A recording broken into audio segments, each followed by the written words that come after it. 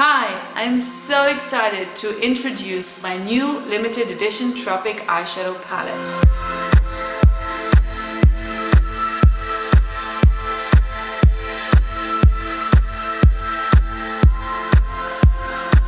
I have created this palette with a user-friendly system. The layout is built like this, that every vertical row creates a beautiful, wearable, colorful look.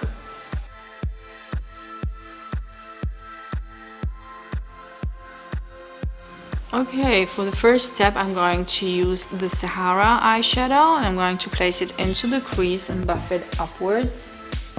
For the next step I'm going to use a metallic deep midnight blue, which is called Tiger Lily. I'm going to place it all over the lid.